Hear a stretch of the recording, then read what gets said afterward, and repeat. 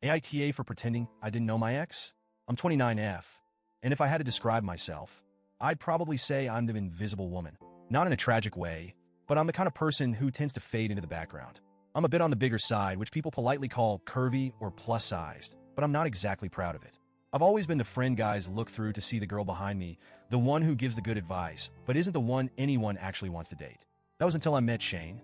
He was 27, tall, lean, and really handsome in that effortlessly cool kind of way. He's the kind of guy people just gravitate toward, a charmer with that perfect smile and this easygoing confidence that I could never seem to muster. When we met through mutual friends, he seemed like the kind of guy I'd never have a shot with.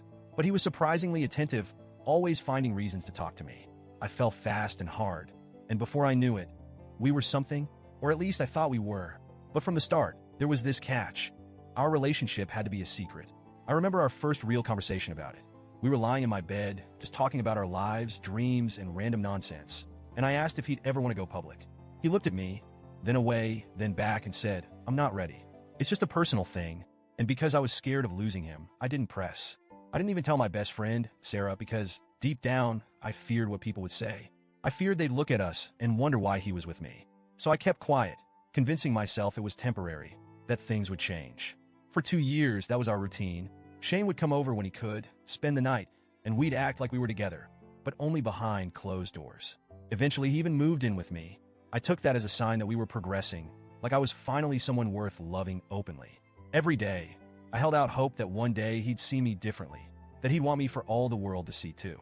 Then one day, after nearly 2 years, I came home from work to find his things gone.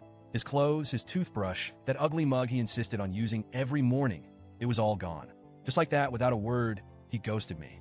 I tried to call him, and that's when I found out he'd blocked my number, blocked me on every social media platform.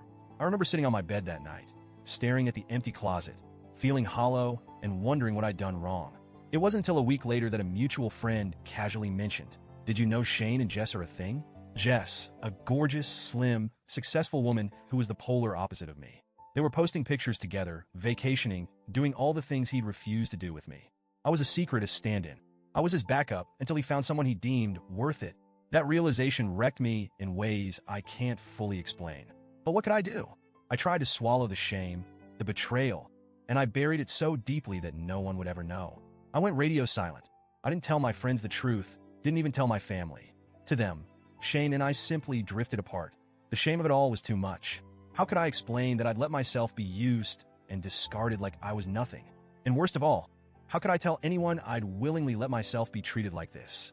I didn't speak to Shane for a year.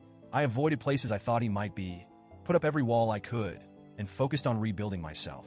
It wasn't easy, and I'd be lying if I said I didn't still have days where I questioned my worth.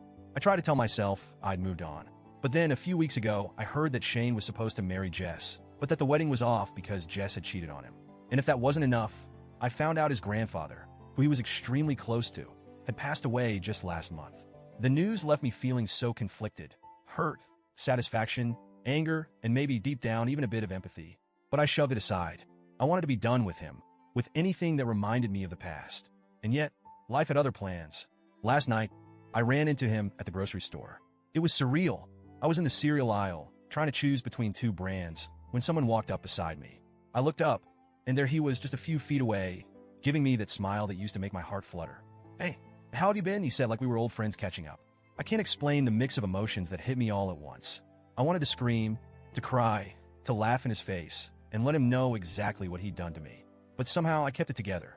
I forced a blank expression, took a deep breath, and said, "I'm sorry. Do I know you?" The look on his face was priceless.